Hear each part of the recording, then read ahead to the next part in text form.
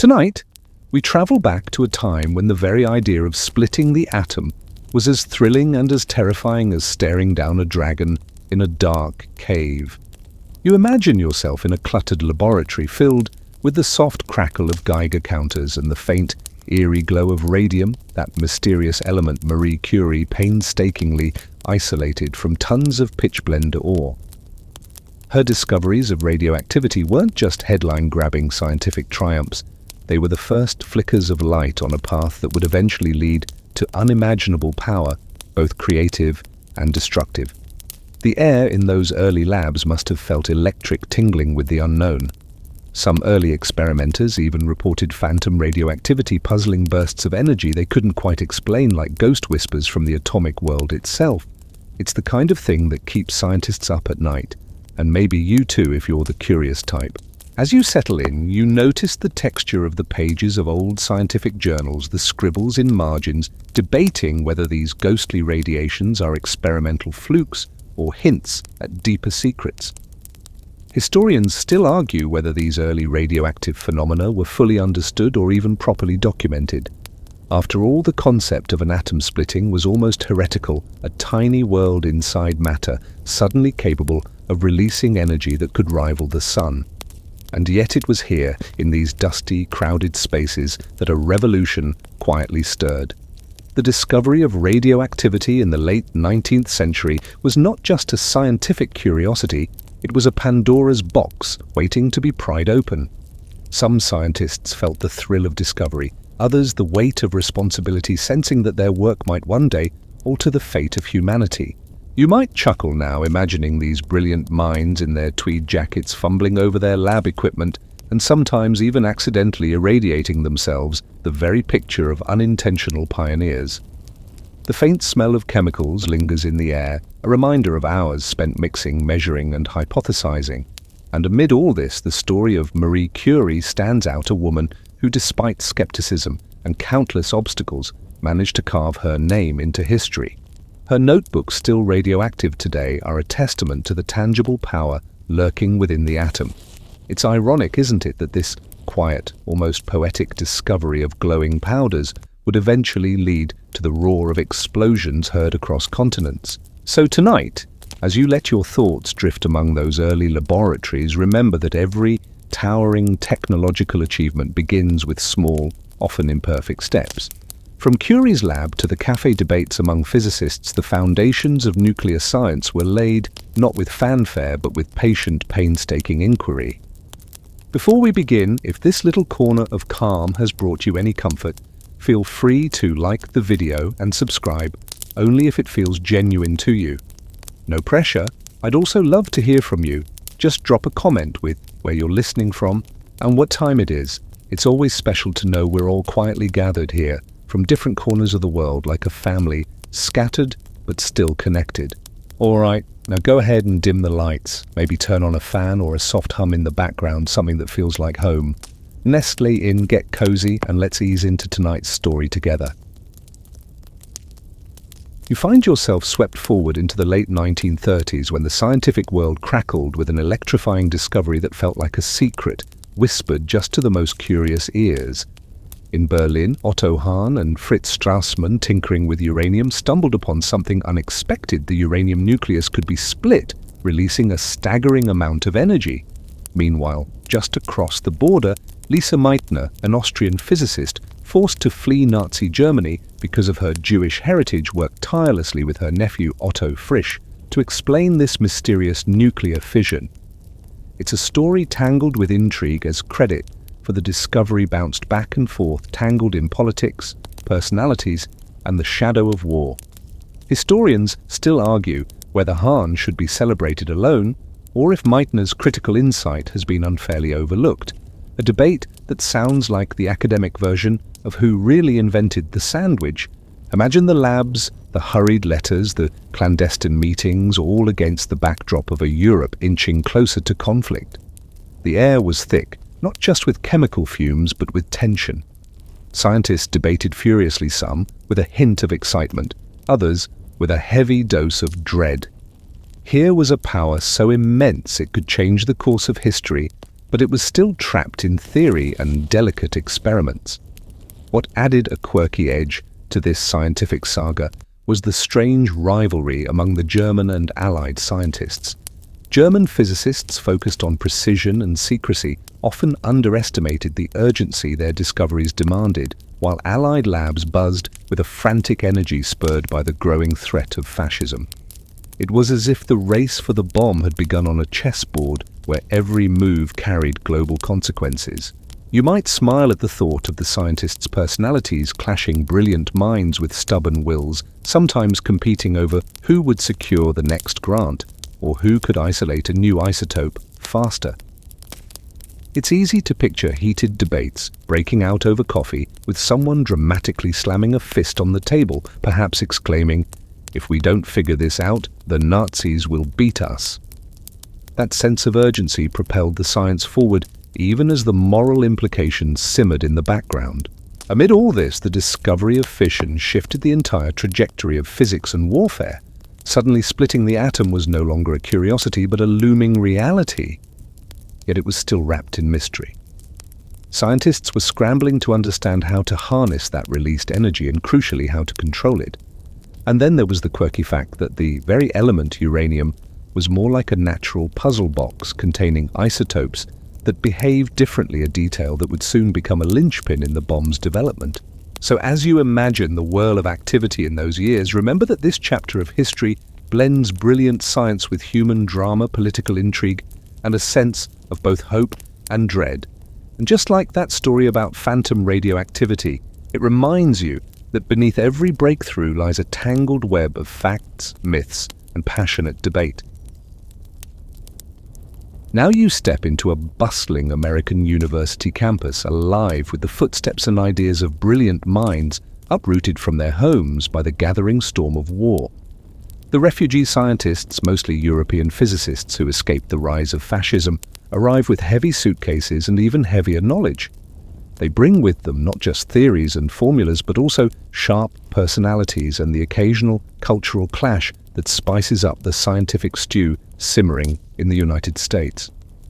You might hear the chatter between these exiles, their accents blending like an orchestra of intellect, sometimes hitting discordant notes when egos clash or national pride flares.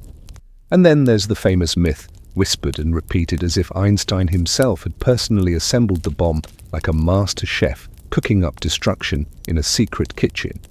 In truth, Einstein's role was more of a concerned messenger signing a letter urging the US government to take atomic research seriously, hardly the hands-on inventor the stories often suggest. You can almost smell the coffee brewing in cramped offices where these scientists argue over quantum mechanics one moment and debate ethics the next.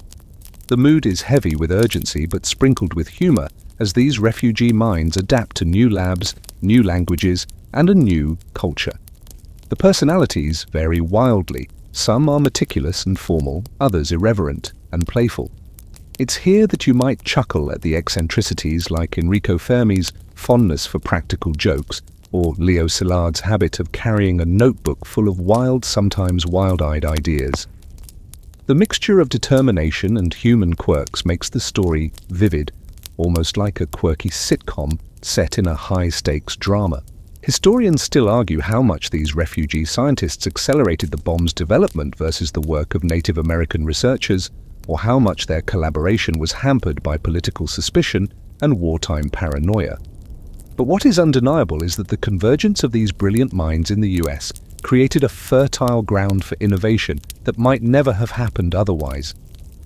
You might also find it fascinating that the influx of scientists caused such a stir that security concerns led to intense government surveillance feeding into the cloak and dagger atmosphere surrounding the project. As you picture this scene, imagine the aroma of chalk dust in classrooms, the clatter of typewriters drafting reports, and the low hum of secret meetings. It's a world where science, politics, and humanity collide. And amid all this, the true story of the atomic bomb's origins is neither a simple tale of heroism nor villainy, but a complex mosaic of hope, fear, and relentless curiosity. The mood darkens as you follow the thread of urgency woven through the war-torn years when the world seemed perched on a knife's edge and every breakthrough carried the weight of survival or annihilation. The fear that Nazi Germany might harness the atom's destructive power first propelled the US government into a frenzy of investment and secrecy that rivaled any spy thriller. The Manhattan Project was born in this crucible, a sprawling classified effort spanning labs, factories, and desert compounds designed to beat the Axis powers to the ultimate weapon. But behind this monumental push were stories of sabotage spies and double agents slipping through the shadows, each thread threatening to unravel the delicate tapestry of security. Imagine the tension as scientists worked feverishly, aware that every day lost could mean the difference between victory and catastrophe. The stakes were unlike anything the world had ever seen, and the clandestine nature of the project only amplified the pressure. Somewhere, secret agents were trying to decode messages while others risked everything to slow down progress, like a shadow war waged alongside the open conflict. It's almost cinematic to picture the paranoia, the secret handshakes and the nervous glances exchanged across guarded hallways. One quirky episode stands out. A double agent known only as Cicero passed information to Axis powers, raising alarms in the intelligence community and fueling wild speculations about whether the Germans truly understood the bomb's potential or were hopelessly behind. Historians still debate the impact of such espionage, wondering whether these covert acts changed the course of the project or simply added a layer of paranoia that made the scientists and security personnel even more jittery.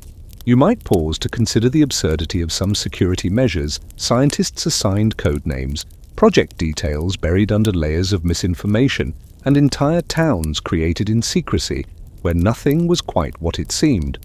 All this cloak and dagger activity coexisted with the intense scientific work, creating a surreal environment where you might bump into a Nobel laureate on one side and a suspicious government agent on the other. The war's relentless urgency reshaped science itself. Research timelines were compressed from years to months, and teamwork across disciplines became vital. There were moments of exhaustion, frustration, and even humor as scientists cracked jokes about their secret, crazy work, while knowing full well the terrible seriousness behind it. So, as you let this complex mosaic settle in your mind, remember that the race to the bomb was not only a scientific challenge, but also a high-stakes thriller where every decision rippled far beyond the lab. Now you're transported to a stark and wind-swept patch of New Mexico desert, where the Los Alamos laboratory hums with a strange mix of brilliance and eccentricity. This place is a bubble of secrecy and stress where the world's brightest minds gather under tight security to turn theory into reality. At the heart of it all is J. Robert Oppenheimer, a man whose magnetic charisma and deep intellectual curiosity make him both revered and enigmatic. You might picture him wandering the compound, his dark eyes reflecting the desert sun, quietly absorbing the tension swirling around him. Yet amidst this seriousness, there's a lighter side. Richard Feynman, known for cracking safes just to amuse himself, and the oddball stories of scientists sneaking in guitars and playing music late into the night to stave off nerves. The atmosphere at Los Alamos is like an intense summer camp for geniuses, with debates that could easily turn into arguments punctuated by laughter, frustration, and the occasional practical joke. Some historians still argue how much the success of the Manhattan Project was due to sheer scientific genius versus Oppenheimer's exceptional management and ability to hold this motley crew together under impossible pressure. After all, juggling egos as big as their intellects was no small feat. You can almost feel the dry desert air mixing with the smell of solder and circuit boards as engineers, chemists, and physicists rush to solve puzzles that would baffle the untrained mind. The quirky personalities here are as vital as the cutting-edge equipment, each bringing something unique to the table, from the meticulous precision of isotope separation experts to the bold ideas of young prodigies. And yes, despite the gravity of their task, these scientists occasionally play pranks, like disguising safety hazards as part of some inside joke or sneaking into restricted zones just to prove they can. What's striking is the delicate balance between secrecy and collaboration, everyone working in tight quarters but with strict compartments of knowledge to protect the project. The site itself, camouflaged against the desert landscape, becomes a microcosm of the war effort, isolated, intense and charged with a palpable sense of destiny. And amid this swirl of science and human drama, the question lingers: was the bomb's creation more the triumph of intellectual rigor, or the product of extraordinary leadership and coordination? As you picture these desert nights, quiet but for the hum of machines and whispered conversations, it's easy to forget the scale of what's at stake. Here, in this improbable place, the fate of nations feels as fragile as the fission reactions they strive to control. You step closer now into the heart of the scientific puzzle: how to split the atom and harness that immense power. The primary challenge was far from glamorous, separating uranium-235 from uranium-238, nearly identical twins in appearance, but wildly different in their ability to sustain a chain reaction. The process involved monstrous machines like the gaseous diffusion plant and the calatrons at Oak Ridge, enormous contraptions that hummed and rattled as they painstakingly sifted through tons of uranium to find the rare isotope.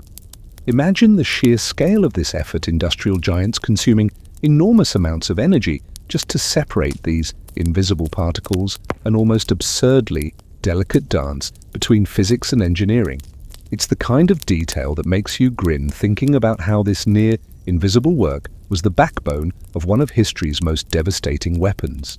At the same time, scientists turned their attention to plutonium-239, a synthetic element created in nuclear reactors, which posed its own unique challenges.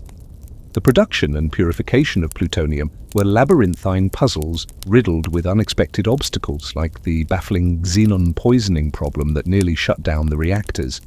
You might find it amusing that such a tiny, invisible element could cause such massive headaches, a cosmic game of hide-and-seek played with atoms. The engineers and chemists tackled these problems with a mixture of trial, error, and brilliant improvisation, fueled by a sense of urgency few can truly imagine. Yet amid these triumphs, historians still debate how much of the bomb's design success came from pure scientific breakthroughs versus practical problem-solving under pressure. Was it the genius of the physicists or the relentless innovation of engineers working in concert that made the bomb possible? Probably a bit of both woven tightly together. This complex interplay between theory and application is part of what makes the story so fascinating. Science doesn't happen in a vacuum. It's messy, human, and full of unexpected detours. You might smile at some of the quirky anecdotes from this phase: scientists using slide rules and mechanical calculators, or the ingenious but slightly bonkers demon core experiments that tested criticality limits with hair-raising results. There's a sense of wild experimentation beneath the polished exterior of the project, a reminder that even the most groundbreaking science often stumbles forward with a mix of hope, fear, and sheer luck. As you take all this in, it becomes clear that building the bomb was as much about solving practical puzzles, moving pieces on a cosmic jigsaw, as it was about unlocking the fundamental secrets of the universe. And in that, the scientists walked a razor's edge, balancing the promise of discovery with the shadows of destruction. The sun rises on a quiet July morning in 1945, and you find yourself perched among the hills near Alamogordo, New Mexico, where the first ever atomic bomb is about to be tested, the Trinity test. The air is surprisingly still, almost reverent, as scientists, military officials, and observers gather with a mixture of anxiety and anticipation. You can almost feel the charged silence, the nervous energy humming beneath the dusty desert sky, like the calm before a storm that no one fully understands yet.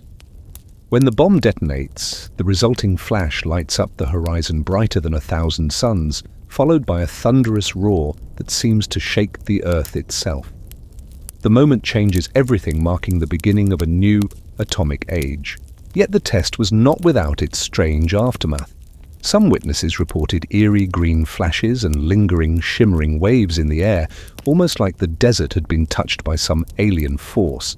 And there were unexpected health effects on the nearby workers, sparking early concerns about radiation exposure that would haunt generations. Among the quirks was a sheep rancher nearby whose flock mysteriously vanished around the test time, feeding rumors and folklore about strange desert phenomena. Historians still argue whether the test was an essential scientific milestone or more, a demonstration of power designed to intimidate especially the Soviet Union, whose spies were already trying to glean every scrap of information from the project. You might chuckle imagining the scientists' mixed reactions, some elated by the success, others quietly disturbed by what they had unleashed. The test site, now silent again, seemed almost haunted by the magnitude of its own explosion, a reminder that progress often comes with a heavy price. And beneath all the triumph there lingered the nagging question of what would come next. Would the bomb be used again, this time not in the controlled environment of a desert, but against real cities filled with people? The Trinity test symbolizes the razor-thin line between discovery and destruction. It was a scientific achievement and a harbinger of the horrors yet to come. As you imagine the desert sun setting on this momentous day, you sense the deep uncertainty that colored the minds of those present, an uncertainty that echoes still in historical debates about necessity, morality, and power. The decision to drop the atomic bomb on Hiroshima was shaped in a swirl of military strategy, political pressure, and urgent wartime calculations. You imagine yourself in a dimly lit war room where generals and scientists pore over maps debating which cities could be targets and how to maximize the bomb's psychological impact while minimizing Allied casualties. Hiroshima, a bustling city with military significance but still largely intact, was chosen for its strategic value and its potential to send a clear message to Japan. But the story includes last-minute changes. Nagasaki wasn't even on the original shortlist until the bombing of Hiroshima went ahead.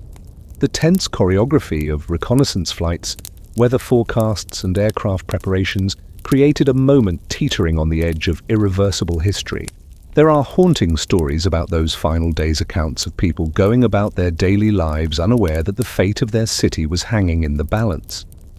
Historians still debate whether alternatives like a demonstration blast on an uninhabited area or prolonging conventional bombing campaigns might have avoided the tragic loss of life. Some argue the bomb was necessary to end the war quickly, while others believe diplomatic negotiations were sidelined too hastily in the rush to deploy this new weapon.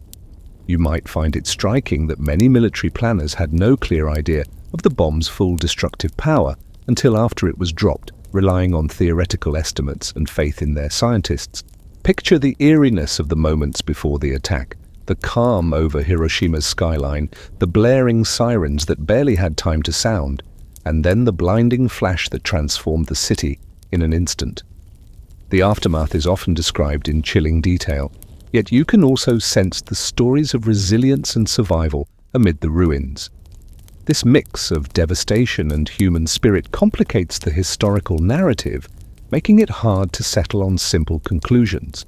Quirky and tragic tales also emerge from the targeting decisions, such as the story of the luckiest building, the Aioi Bridge, chosen as an aiming point for its distinctive T-shape. The fact that the bomb missed by hundreds of meters but still obliterated the city shows how unpredictable such technology could be. It's a reminder that even the most calculated acts carry an element of chaos and chance. As you picture Hiroshima in those tense hours, it becomes clear that history's most devastating moments often hinge on a mixture of strategy, chance, and human decisions that remain contested to this day. In the quiet aftermath of war, the scientists who had wrestled with the atom found themselves wrestling with something far less tangible, their own conscience. You imagine these men and women, once driven by curiosity and urgency, now cloaked in reflection and regret. Many felt pride at the sheer brilliance of their achievement, a triumph of human intellect and perseverance. Yet beneath that pride lay a growing unease, a philosophical wrestling match over the consequences of their work. Some, like J. Robert Oppenheimer, famously quoted the Bhagavad Gita, "Now I am become death, the destroyer of worlds," encapsulating the profound ambivalence that gripped the creators of the bomb. Beyond the famous voices, there are lesser-known reflections, scientists who grappled with feelings of guilt and responsibility in private letters or quietly withdrew from public life. The debates over moral accountability were intense and deeply personal, with no easy answers. Historians still argue how much blame should rest on the scientists themselves versus the military and political leaders who made the ultimate decisions. After all, these researchers often saw themselves as servants of their countries, caught in a maelstrom of global conflict and necessity. You might find it touching to imagine the informal conversations among these scientists, whether in smoky lounges or private studies where they questioned the very nature of progress and whether some knowledge is too dangerous to pursue. And yet there were also voices who believed that their work, despite its horrors, ushered in a new era that could prevent future wars through deterrence. There's a quirky side to these reflections too, stories of scientists playing with toy models of the bomb or engaging in dark humor to cope with the weight of their creation. The tension between intellect and emotion, science and conscience, gave the post-war years a complex texture. As you absorb these quiet struggles, it becomes clear that the legacy of the atomic bomb is not just about technology or power, but about the human heart's capacity to reckon with its own creations, a lesson as relevant today as ever. The atomic bomb didn't just explode in the skies over Hiroshima and Nagasaki, it detonated across the fabric of global politics, culture, and science, reshaping the world in ways both obvious and subtle. You can almost hear the hushed conversations in government halls where the bomb became both a terrifying weapon and a twisted kind of currency in the emerging Cold War. Countries scrambled to build their own arsenals, triggering a nuclear arms race that would define international relations for decades. Oddly enough, this new era also sparked bursts of creativity and curiosity. Atomic age, fashion, futuristic architecture, and pop culture fascinated by the power and peril of the atom.